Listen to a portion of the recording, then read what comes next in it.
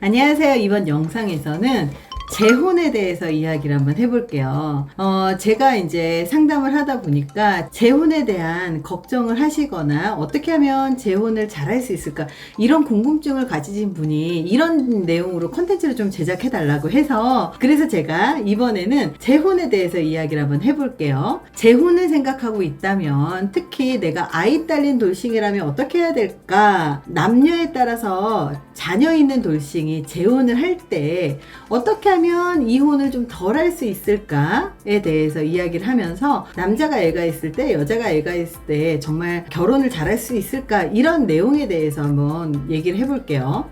이혼을 할 때 양육권을 얻어냈다면 아주 축하드려요. 힘든 결정을 한 것도 축하드리고 양육권까지 얻었다면 정말 그만큼 더 험난한 삶이 예상되지만 정말 축하드립니다.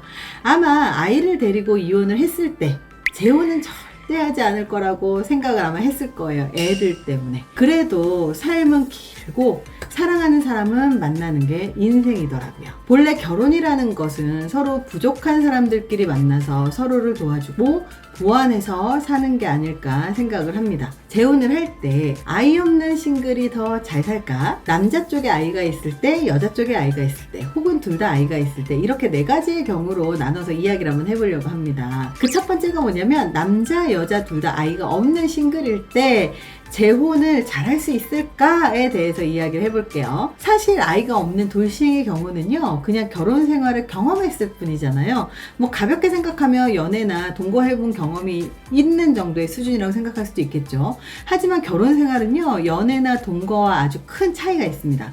결혼 생활은 부동산을 합치고 가족과 가족이 합쳐지는 것이기 때문에 별의별 일을 다 겪죠. 그래서 결혼을 한 번이라도 했던 사람은요, 재혼을 할 때 더 깐깐해집니다. 이혼을 한 사유가 제각각이지만 결국 이혼의 가장 근본적인 이유는 성적인 부분에서 시작을 하는 경우들이 많아요. 가족이나 다른 문제가 아니라 둘의 문제로 헤어졌다면 대부분 성적인 부분이 맞지 않거나 대화가 맞지 않거나 이런 경우들이 진짜 많습니다.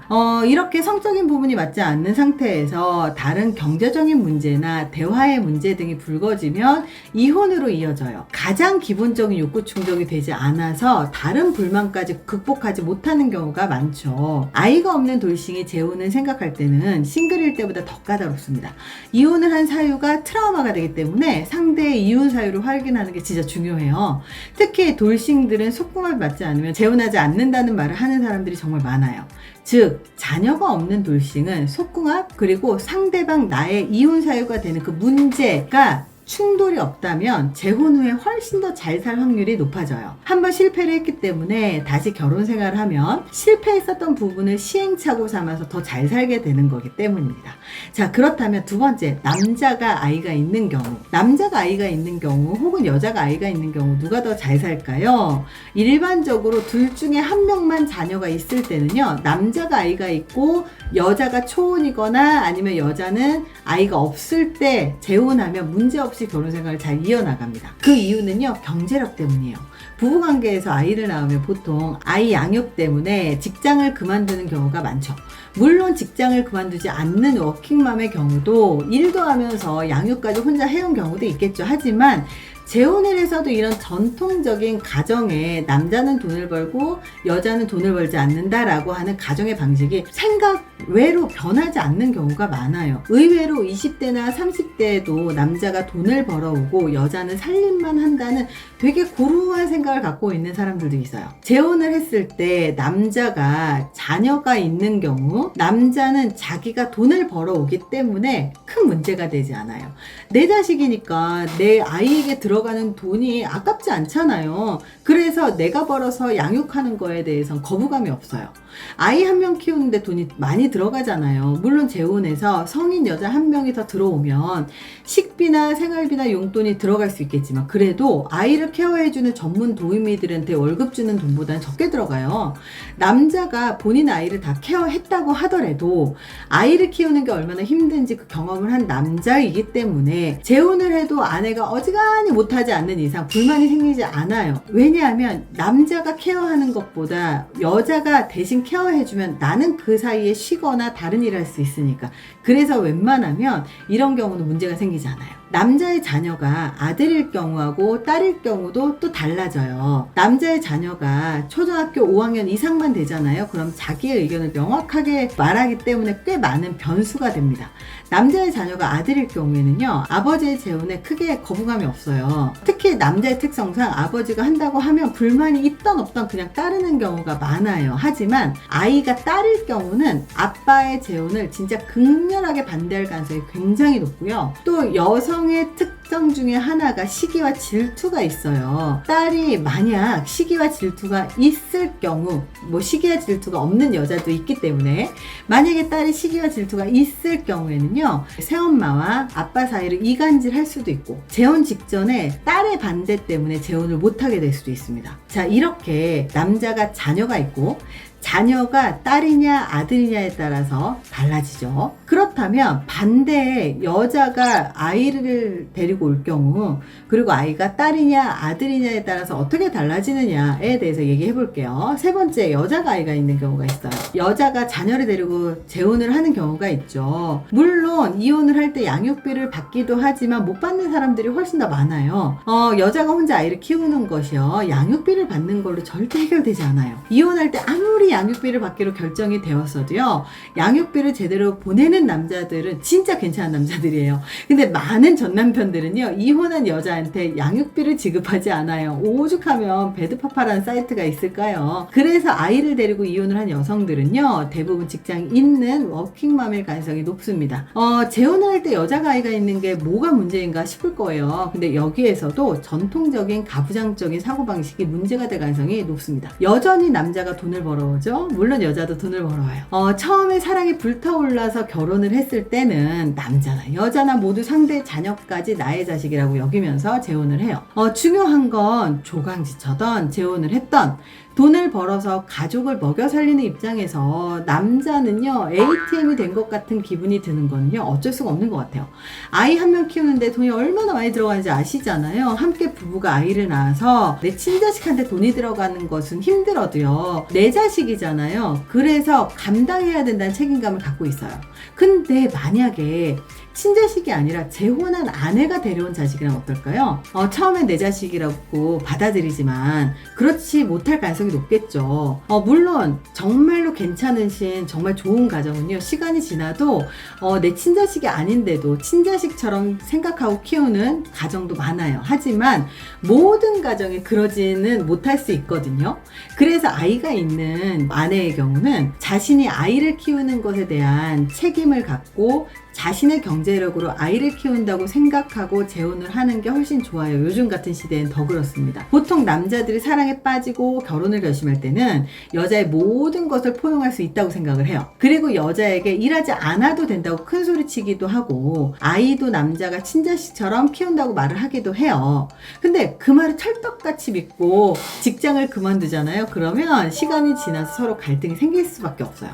여자가 아이가 있는 경우는요, 재혼을 결심한다면 남자가 여자를 엄청 더 많이 사랑할 때 행복하게 잘 살 수 있어요.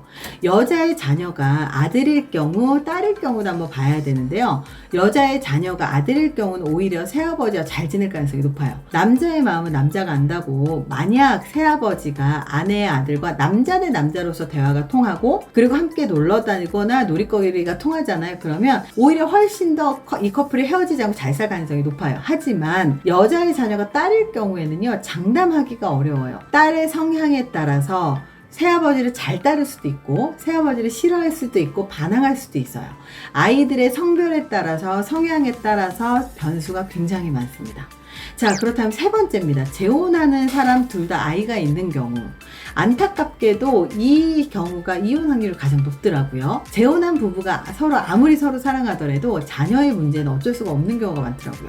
각자 아이가 있는 재혼의 경우는 가장 어려운 게 상대방의 자녀예요. 둘 다 자기 아이라고 생각하고 차별하지 않고 키운다고 생각을 하지만, 만약에 아버지가 같은 이유로 똑같이 혼내더라도 자기 아이를 더 차별한다고 느끼면서 서운해지고, 상대방의 아이가 더 차별당했다고 똑같이 똑같이 혼나더라도 더 혼났다고 기억하는 경우들이 많아요. 그래서 새아버지한테 혼나면 삐뚤어지기도 하죠. 반대로 상대방의 자녀를 더 아껴주는 느낌이 들면 또 내 자식이 서운해져요. 물론 재혼한 부부의 새 자녀를 낳더라도요, 각자 아이에 대한 문제는 여전히 발생합니다. 아내의 자녀가 딸인지 아들인지에 따라서도 다르고요, 남편의 자녀가 딸인지 아들인지에 따라서도 또 달라요. 그리고 그 자식들의 성향에 따라서도 달라요. 사실 상대의 자녀를 받아들일 수 있을 때 드디어 재혼을 결정을 하기 때문에 부부 모두 상대의 자녀를 친자식처럼 생각을 하거든요. 그래도 아주 사소한 순간에 서운함을 느끼게 되고 그게 쌓이면 돌이킬 수 없게 되는 거예요. 각자 아이를 데리고 합친 경우는 부부의 대화가 진짜 중요해요. 재혼한 부부가 서로 대화를 아주 사소한 부분까지 할 수 있으면 이 사소한 문제들을 그때그때 풀어나갈 수 있지만, 만약 한쪽이 너무 바쁘다거나 서로 대화를 잘 안 하게 되면 결국 문제는 생깁니다. 그렇다면 어떻게 해야 될까요? 이럴 때 솔루션을 알려드릴게요. 재혼을 결심했다면 서로의 자녀들과 친해져야 돼요. 이건 너무 당연하죠. 아이들로 인한 변수가 가장 크기 때문이에요. 그러니까 재혼 전에 서로 자녀들과 친해져야 되죠. 그래서 이건 너무 기본이라 패스할게요. 두 번째가 자녀들의 나이가 되게 중요한데요. 재혼을 하는 시기를요, 자녀들의 나이가 아주 어리거나 성년이 되었을 때 재혼하시는 게 좋아요. 만약에 아이가 컸다면 몇 살부터 좀 곤란해지냐면요, 초등학교 4학년 때부터 사춘기가 시작됩니다. 그래서 사춘기가 시작되는 초등학교 4학년이 되기 전에 초등학교 저학년 이전에 재혼을 하시는 게 훨씬 더 낫고요. 만약에 초등학교 4학년 5학년이 넘어가 사춘기가 시작됐다면 이때 재혼을 하면요, 이 아이들을 케어를 하는 게 굉장히 삐뚤게 나갈 수 있는 확률이 높아지기 때문에 굉장히 어렵습니다. 그걸 감안하고 재혼을 하셔야 돼요. 그래서 아이가 초등학교 고학년만 돼도요, 자기 주관이 뚜렷해지고 청소년기가 시작돼요. 이렇기 때문에 청소년기는 정말로 아무 문제가 없는 가정에서도 아이들이 반항하거나 삐뚤어지는 문제가 정말 너무 빈번하거든요. 아이들의 청소년기는요, 정서적으로 안정적인 게 진짜 중요하기 때문에 청소년기에 자녀가 있다면 이 시기에 재혼하면 서로 힘든 시기가 너무 많이 올 거예요. 아이 때문에 다시 이혼한다는 말이 나오는 게 바로 자녀가 청소년 시기입니다. 그래서 이 시기만 피하신다면 차라리 이혼 빨리 하시고 빨리 재혼하시는 게 나아요. 지금 상황이 불만이라면. 그래서 재혼의 시기도요, 차라리 빠를수록 좋습니다. 세 번째가요, 서로 자기 자식보다 상대방의 자식을 챙겨라. 너무 당연한 얘기지만 실제로 상대방의 자식을 챙긴다는 게요, 쉬운 일이 아니에요. 상대의 자식을 챙겼는데 상대도 자기 자식만 챙기는 일이 발생하면요, 큰일 나는 거죠. 그러니까 서로의 상대방의 자녀를 서로 챙기는 게 되게 중요해요. 나의 자식만이 아니라 상대방의 자식을 더 먼저 챙기는 거죠. 네 번째입니다. 솔루션 네 번째, 재혼 전에 자녀에 대한 양육 태도를 결정하십시오. 많은 부부가 아이를 키우는 기준과 태도에 대한 문제에 대해서 합의가 되지 않으면 많은 부부싸움의 원인이 돼요. 재혼도 마찬가지예요. 아이를 독립적으로 키운다면 용돈은 어떻게 줄 것인지, 아이가 스스로하게 만드는 과정을 어떤 방식으로 할 것인지, 누가 주 양육자고 누가 보조 양육자인지, 그리고 누가 따뜻한 부모 역할이고 누가 무서운 부모 역할인지를 확실하게 정해야 돼요. 자, 솔루션 다섯 번째입니다. 재혼 후에 대화를 정말 많이 하셔야 돼요. 아무리 재혼 부부간에 문제가 발생할 소지가 많다고 하더라도요, 부부간의 대화를 많이 하는 부부는요, 문제가 생겨도 잘 해결이 됩니다. 오해가 있어도 그때그때 풀기 때문이에요. 그러니까 아주 사소한 일이라도 서로 대화를 해서 해결해 나가야 돼요. 상대방한테 말하기 어려운 일이라고 하더라도 솔직히 공유하고 그 문제를 어떻게 해결해 나가야 될지 상의하고 협의해 나가는 건 결국 신뢰의 문제입니다. 자녀의 문제가 부부의 문제로 바뀌는 건 신뢰와 대화의 문제거든요. 그래서 대화를 하는 시간을 정기적으로 가져야 하고요. 절대 회피하거나 한 명에게 맡기고 방치하시면 안 됩니다. 자, 이렇게 재혼에 대해서 우리가 고민을 할 때 특히 아이가 있느냐 없느냐에 따라서도 굉장히 달라지고요. 그리고 아이가 있다면 자녀가 딸이냐 아들이냐, 그리고 양쪽 다 아이가 있느냐 없느냐에 따라서도 굉장히 많이 달라져요. 그래서 우리가 어떻게 하면 정말 좋은 재혼을 잘할 수 있을까를 봤을 때 이런 현실적인 문제들도 있기 때문에 한 번쯤은 우리가 고민해 봐야 되지 않을까 싶습니다. 이번 영상이 도움이 되셨길 바랍니다. 감사합니다.